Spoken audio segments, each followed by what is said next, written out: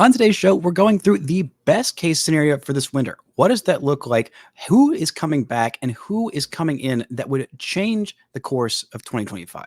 All that and more on this episode of Locked On Rangers. Let's get into it.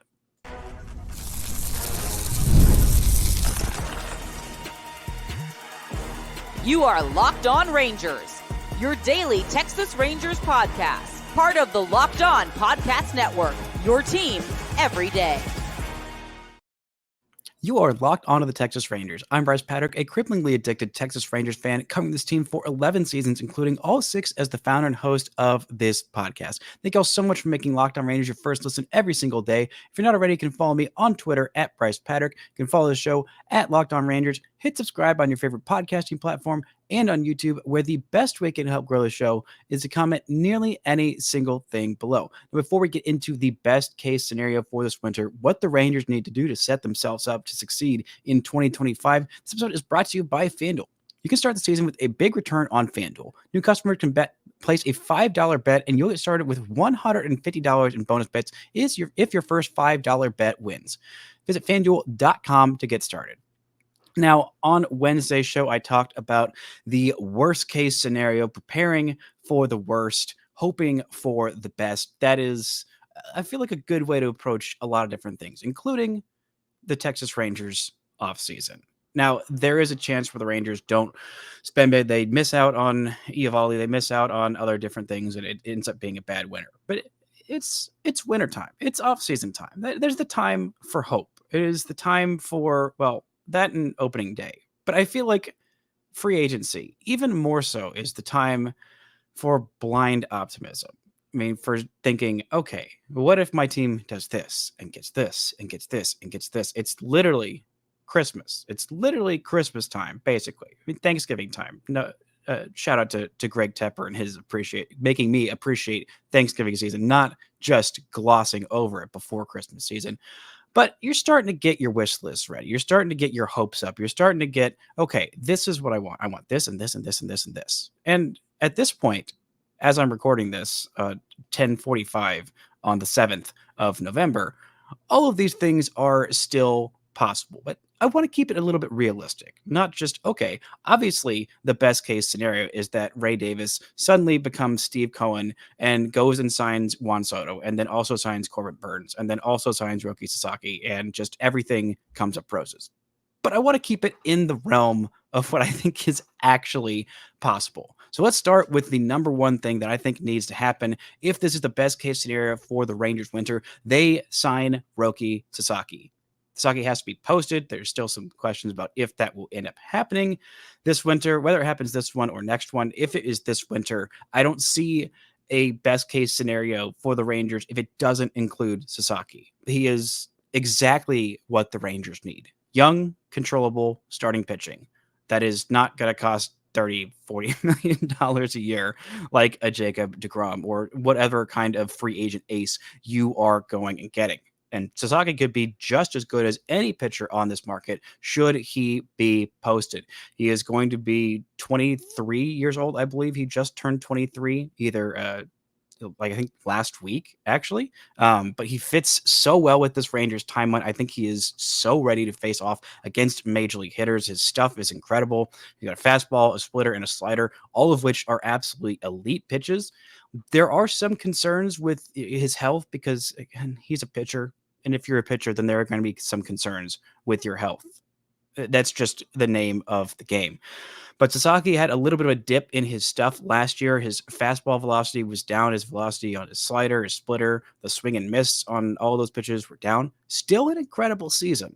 Still way more swing and miss than you usually see in the Japanese league, where there's not a lot of swing and miss. And his stuff is so good that he is getting these hitters that prioritize contact to still swing and miss at an absolutely exceptional rate. I think he would be such a perfect fit for the Rangers, having co-aces for the next 5 years. Well, you got Jacob deGrom for the next, 2-3 years, I think 3 seasons more on his contract. Or hopefully he is going to be healthy and the best pitcher in baseball and absolutely everything you could ever imagine. But alongside him, you're a homegrown ace, Kumar Rocker.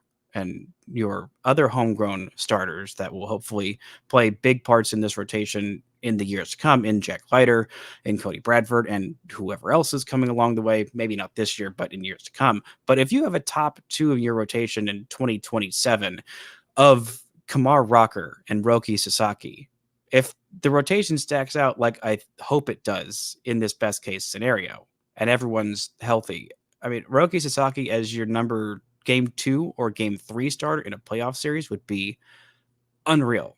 One of the best game 2 or game 3, especially if he's game 3. That would be the best game 3 starter you could ever possibly ask for.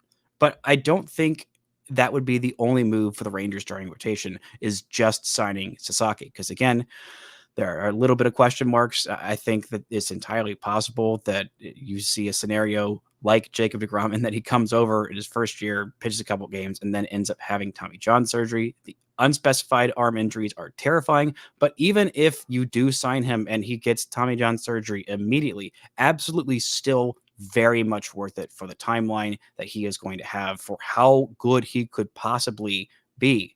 And if you do keep him healthy, if he is as good as you hope he is, which I think he very much will be, this is absolute best case scenario, almost no matter what else happens for the Rangers this winter.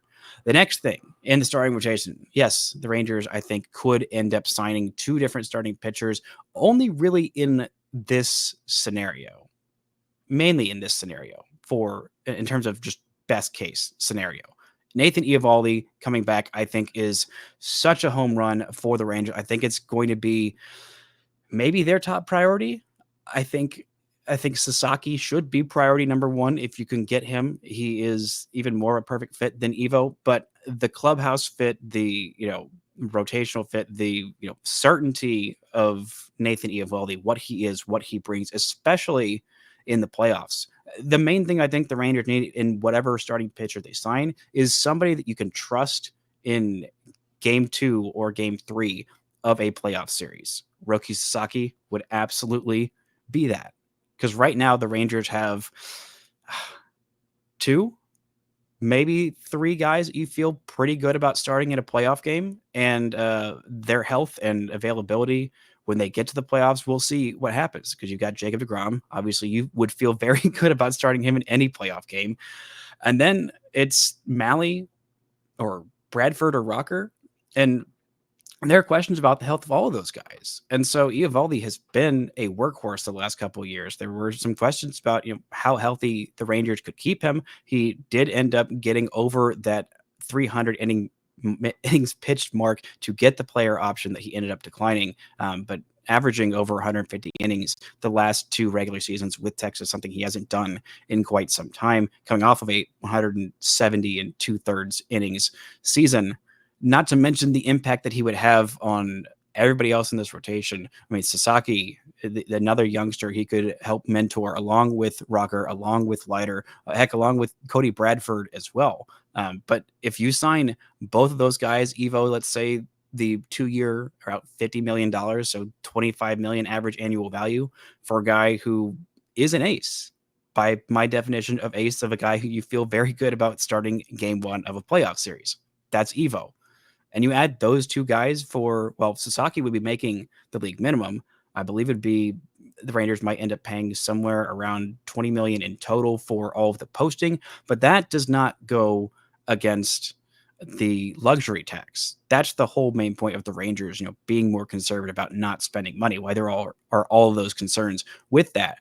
But you sign Sasaki and Eovaldi, and your rotation looks like this: Jacob deGrom, Roki Sasaki, Nathan Eovaldi, Kamar Rocker, Tyler Malley, Cody Bradford, and then that would allow you to move John Gray to more of a high leverage relief role, which he's shown he can be absolutely exceptional in that role. We saw it in the playoffs in 2023. We saw it in spurts this year. But I think that is where Gray would shine most brightly. It would also solve a little bit of your other problem of not having a whole lot of high leverage relievers on this roster that you feel could be trustworthy. It would allow Gray to do that, and you would still have a lot of depth behind those guys should there be an injury to a Malley, to, God forbid, a Rocker, or if Jacob deGrom is not going to give you 150, 200 innings like you're hoping a workhorse ace would, which entirely reasonable that he wouldn't at his age and with his recent injury history. But I mean, even behind that's 6 starters that I named. Also, Bradford is your number 6 starter. That's a great place to be with the depth options behind him of John Gray and also Dane Dunning and also eventually Jack Leiter, who you wouldn't really be counting on. And it would just be a bonus if he ended up being actually rotation ready for a competing team. Coming up, we're going to look at what this bullpen should look like in the best case scenario. Some buy low candidates who I think could be absolutely perfect in roles with Texas, including a guy who's been here before. Right after this word from our sponsors. This show is brought to you by Ibotta. Big holidays can mean big family get-togethers. So gather your loved ones and enjoy all the holiday traditions you cherish with the help from cash back from Ibotta. This month, Ibotta is giving new users 100% cash back on your Thanksgiving feast. Just add the offers in the app to redeem for everything you need to make your Thanksgiving feast complete. All you have to do is shop at your favorite retailers, upload your receipt. Ibotta gives you cash back on hundreds of grocery items from produce to personal care to pantry goods, so you can get everything you need for the holidays. You can also earn cash back on hundreds of online brands and retailers too when you start with Ibotta, including Macy's, Lowe's, Sephora, Best Buy, and more. Download the Ibotta app now and use code LOCKEDONMLB to get 100% cash back on your Thanksgiving feast starting November 1st. Just go to the App Store or Google Play Store, download the free Ibotta app, and use code LOCKEDONMLB. That's IBOTTA in the Google Play or App Store, and use code LOCKEDONMLB. This show is also brought to you by FanDuel. Get ready to tackle NFL action with FanDuel, America's #1 sportsbook. Because right now, new customers can bet $5 and get $150 in bonus bets if you win. The FanDuel Sportsbook app gives you everything you need to place live bets on the NFL all in one place. So when you get a hunch in the middle of the game, you can check out the latest stats, view live play-by-play, and so much more on the same page where you place your bets. Just visit FanDuel.com to join today. They've also got bets on the NBA. Right now, the finals are still quite a ways away, but your Dallas Mavericks are the 4th favorite to win the NBA title behind the Celtics, Thunder, and the Knicks. They are at plus 1,000. Pretty decent odds for maybe Luka to get his first NBA championship. So go to FanDuel.com. You'll get started with $150 in bonus bets if you win your first $5 bet. Never waste a hunch and make every moment more with FanDuel, official sportsbook partner of the NFL. Now, let's look at this best case scenario for the winter, looking at the bullpen. The Rangers have the most work to do in terms of their offseason in the bullpen. Their top 3 high leverage arms are free agents in Robertson, Yates, and Leclerc. And right now, the only guy who I feel pretty confident in his ability to be a high leverage relief arm in this pen on the roster already is Josh Sborz. And as much as I love Josh Sborz, Texas Rangers hero forever, final pitch of the first ever championship in Texas Rangers history. He cannot pitch all of the high leverage relief appearances himself. He just can't. So the Rangers need to do quite a bit of work. I'd say 2, maybe 3 leverage relief arms, but those can end up getting expensive. And you got to buy low and you got to buy smart on the players that you are getting. Last year, the Rangers had one of the best value signings of free agency when they signed Kirby Yates to a 1-year, $4.5 million deal. I think the only other signing in free agency, in all of free agency for everyone, who got anywhere close to that kind of value per dollar is, of course, Jurickson Profar, who signed a 1-year, $1 million deal with the Padres and then proceeded to have a 4-WAR season, the best season of his life, his first ever All-Star season. But Yates was the second best reliever in all of baseball and really helped the Rangers. I think he only blew, I believe, 1 save. He only got tagged with 1 loss all season. He was just so incredibly good. So incredibly good. And I think signing him back, if you're looking for bullpen options, 1 year, $6 million is what he's projected to make according to SpotTrack. I think that is a slam dunk, no doubt deal for the Rangers. I mean, the Rangers have expressed interest in bringing him back. I'm sure Yates would love to come back. I mean, he had so much success here. I can't imagine he would say, I actually really hated my time here when I was having the second best year of my career. Actually, didn't like that. I mean, the Rangers have such a good clubhouse vibe, such a good bullpen vibe, and their bullpen was the late leverage relief arms. That was one of the things that didn't go wrong for Texas last year. I mean, they completely fixed that pen basic the high leverage parts with just two signings. One was David Robertson, one was Kirby Yates. And it's easy to think about that and say, oh yeah, the Rangers got a great deal on Yates buying low on one of those two relievers. The other guy they brought in was David Robertson, and Robertson wasn't quite as good as Yates, but he was not cheap. He was not a cheap signing. Last year, his average annual value of that deal was $11.5 million. A lot of that was incentives and deferrals and other things like that. But Robertson's not going to take a buy low option. He's not going to take less than $10 million to sign this offseason. And as much as I love David Robertson, he was such a great pitcher for the Rangers last year. And he is such a certainty, such a certain commodity, which is such a rare thing in a high leverage reliever from years and years and years. I mean, he's been in the big league since 2008. But because he has been so surefire, he has been so dependable, his price is very high. And I think that the Rangers could get better value in signing more guys for that amount of money, or for even less than that amount of money, than just bringing back Robertson.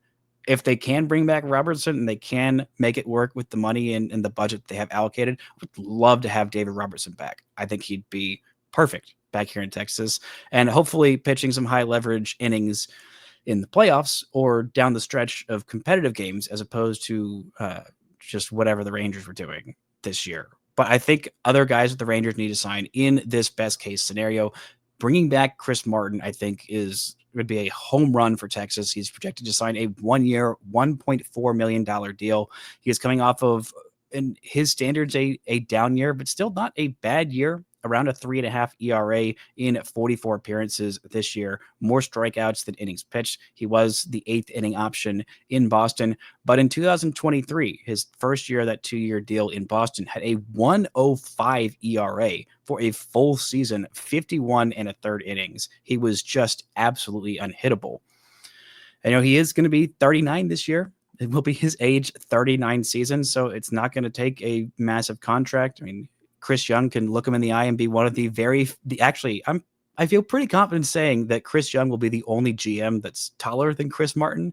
Martin listed at 6'8", Chris Young at 6'10", the tallest GM in baseball. But I think that, not that really matters at all, but having him as an 8th inning guy, especially on a $1.5 million deal, maybe he ends up falling off. Maybe the aging curve is finally getting to him. But I mean, you look at his baseball savant page from last season, and there is a lot of red. I mean, he's still getting a lot of strikeouts. He's still not getting barreled up, getting ground balls, getting a lot of guys to chase out of the zone, and very much not walking guys.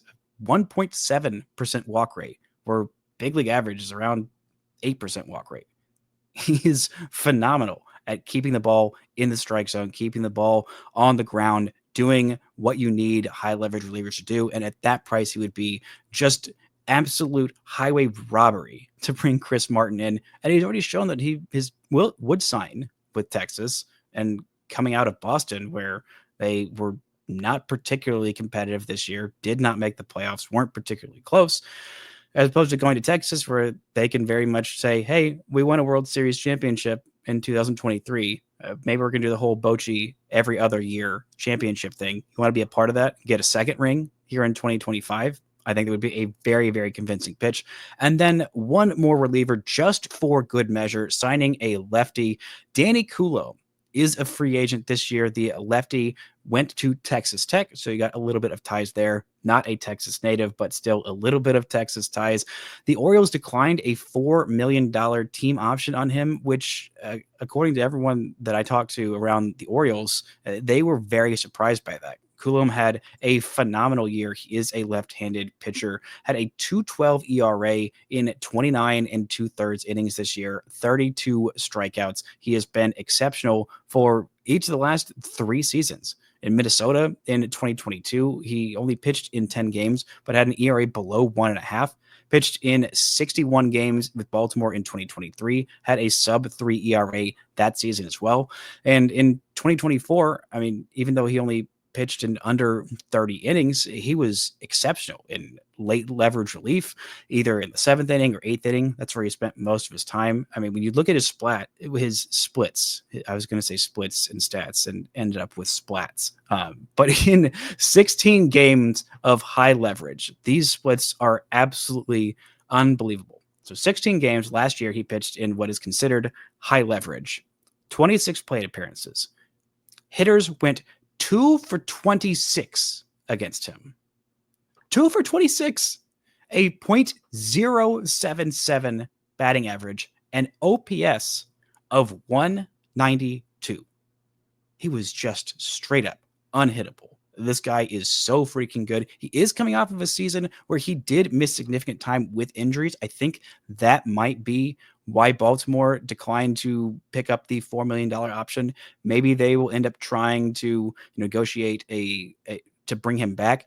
Little bit of a red flag, but I still think even with that, he is absolutely worth the risk, especially since Spotrac has projected him for a 1-year, $1.2 million deal. $1.2 million for a guy who is going into his age 35 season, but was one of the better lefty relievers in baseball last year.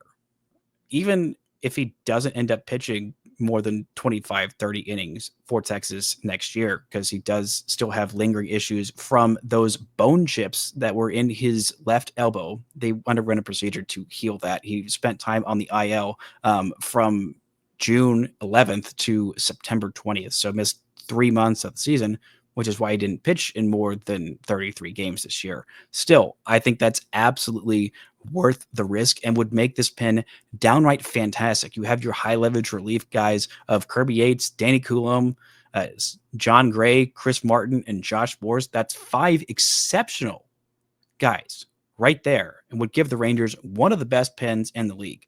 But what do they do about the offense? Should the Rangers sign a bat? Should they sign somebody who's going to play every single day? We've got an option that might surprise you right after this word from our sponsors.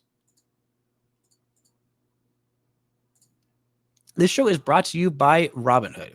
With Robinhood Gold, you don't need the silver spoon to eat up the financial favors of the 1%. Robinhood Gold allows others to get the rates and perks usually reserved for the high society. Now, the resourceful individual with Robinhood Gold can earn the very liberal rate of 4.5% APY on uninvested cash and be rewarded with a handsome 3% retirement boost on an IRA account. Robinhood Gold provides the privileges of a high net worth for any net worth. These generous benefits are now available for only $5 a month. The new gold standard is here with Robinhood Gold. Sign up at robinhood.com/gold. Terms apply. For product-specific disclosures, visit robinhood.com/gold. Investing involves risk. Rate may change. Gold membership is offered by Robinhood Gold, LLC.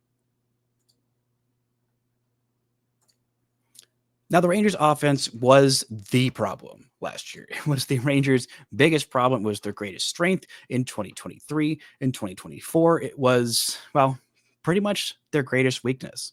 And heading into the 2024 season, the Rangers really didn't do much of anything to improve the offense. They thought, okay, this offense was one of the best in baseball. All we're going to do is add 2 of the top prospects in all of baseball into everyday roles, and surely it will be even better than the 2023 offense that was the best in the American League and one of the best in baseball. Nope, not the case. Absolutely not the case. And there's a reason why most of the Rangers' improvements offensively will come from internal improvements. Like that's just a fact. There aren't enough hitters on this market to sign that would completely upgrade and renovate this offense, unless you're signing, Juan Soto and several other guys. I mean, even you sign the top 3 bats on this market, I still don't think that would be as much of an improvement as the Rangers could get from just their own guys getting better, getting back to the versions of themselves that we've seen in the past. And there's a lot of reason for optimism for all those guys to do so. I've talked about it a lot this week about Marcus Semien, why there's optimism for him to bounce back after what was, by his standards, a down year. Still ended up as a Silver Slugger finalist in what was considered one of the worst offensive seasons of his career. I think Nathaniel Lowe provides a lot of value offensively. Jonah Heim was just horrendous offensively this year. I don't think that's going to be the case next year. You missed most of the season from Josh Young and also Evan Carter. They only got you combined 91 games.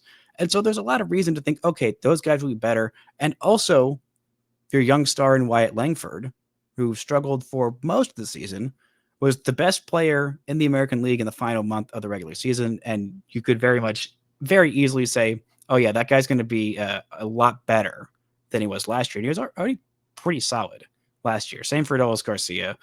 Same for, so much up and down this lineup. But I don't think the Rangers can just run it back and say, nope, that was a fluke. We've got everything we need. Everything is going to be just perfectly fine. Evan Carter is going to be completely healthy. Josh Young is going to be completely healthy. Marcus Semien is going to bounce back. Jonah Heim is going to bounce back. Nathaniel Lowe, Adolis Garcia, all those guys are just going to bounce back and everything will be perfect, peachy keen. There is no reason to sign anyone because everything will be exactly as we hope. That is just hoping for the best, but not preparing for the worst. That's not how you do it as a GM. You got to shore up for those eventualities.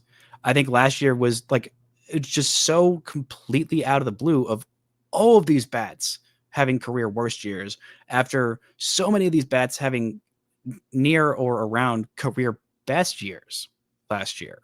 And I'm thinking the likelihood is that they will all end up somewhere in the middle.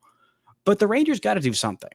I would love for Evan Carter to just be fully healthy next year and his back to never, ever be a problem again. And also he figures out how to hit lefties and everything is hunky-dory and amazing. Doesn't necessarily that mean that's going to be the case. I think Adolis Garcia, this was the worst offensive year of him being an everyday starter. And I have every confidence that he's going to bounce back. But it's not a guarantee.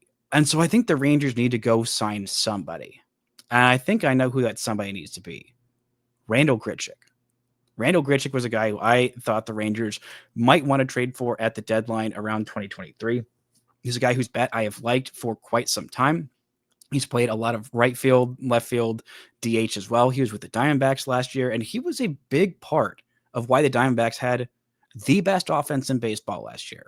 Not one of, it was the best offense in baseball. He's coming off of a season where he had an 876 OPS, around 2 WAR, in only 279 plate appearances. He had 12 home runs.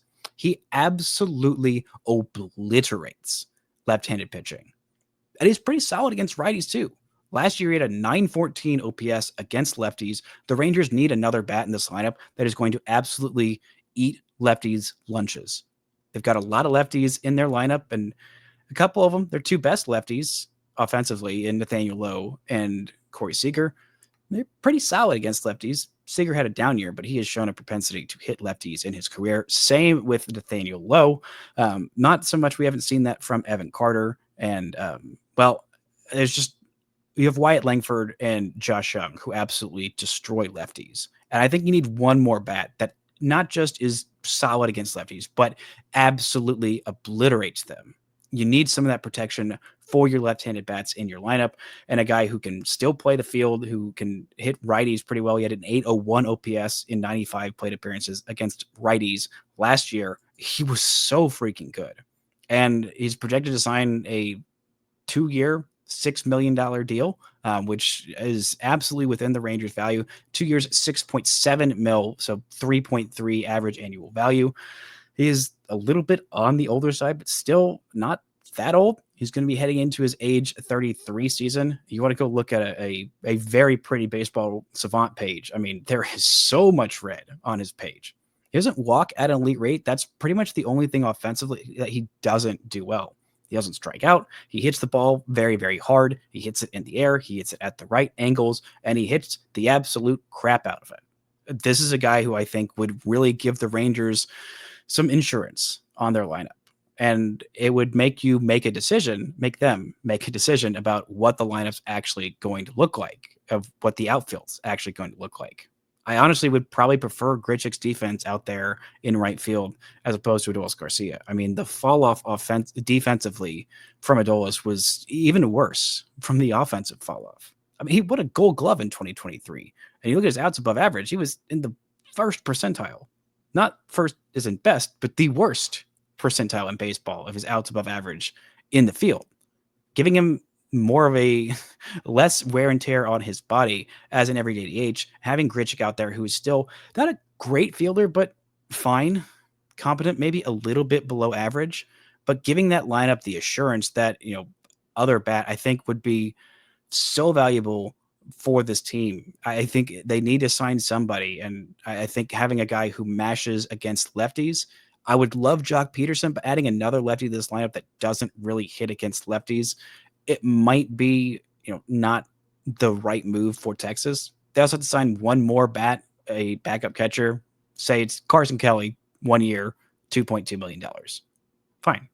Look at the overall added money on this roster. That would be $39.1 million for this next season, which would get the Rangers still well below that vaunted tax that nobody could ever pay. The projected payroll or total allocation would be somewhere around $211 million. Maybe I underestimated a little bit about how much these guys signed for. I think Martin at $1.4 million would be a steal. I think Coulomb at 1.2. Maybe that's a little low. Maybe Kirby Yates at $6 million is a little low. Maybe even Grichuk at 3.3 per year is a little bit low. Even if you bump those numbers up, say $1 million, $2 million each, then the Rangers would still be well below the tax, and they would have so much of a more complete team. You get the depth that you need in this rotation. You have also the upside in this rotation of, should there be some injuries to a pitcher or two, which happens quite literally every year to every single team, then you've got the bulk behind it that you can trust will still be very good no matter who is getting hurt. You got 3 high leverage relievers that you feel pretty darn good about. Even if one of them doesn't work out, you still would have 2 out of 3 that are pretty darn good. And you got some assurances there. And you've got a bat added to this lineup to where if every bat does bounce back the way you're hoping, then this lineup is significantly better than 2023 and might be challenging the Dodgers for one of the best in baseball. Maybe that's a bit of a stretch, but you still see where I'm going. It addresses all of these areas of concern, and not just for the now, but also for the long term, even though only 2 of these guys would be around. Actually, 3 different players signed here did I project to more than a 1-year deal, and 2 of those 3 are just 2-year deals. I mean, mainly a lot of it I think comes down to Sasaki. I think if he comes here, then just throw your hopes to the roof. I mean, it's happening. The Bochy 3 and 5 years. Why not? Maybe he makes it 4 and 5 years, and the Rangers, go win a championship in 2025 and then three-peat. Who knows? Anything would feel possible if Roki Sasaki signs and all of these things came to pass. Will they actually come to pass? Will the Rangers live in the best version of their offseason? And actually, is the actual ceiling of what's possible higher than this? Maybe. But if this is the offseason the Rangers have, I will be doing a happy dance for 6 months, maybe longer, because this would be an absolutely perfect winter for Texas. And my goodness, I really hope that it comes true exactly like I'm thinking right now. That's going to do it for this week's shows. Thank y'all so much for listening and subscribing. And until next time, don't forget to enjoy World Series champion Texas Rangers baseball.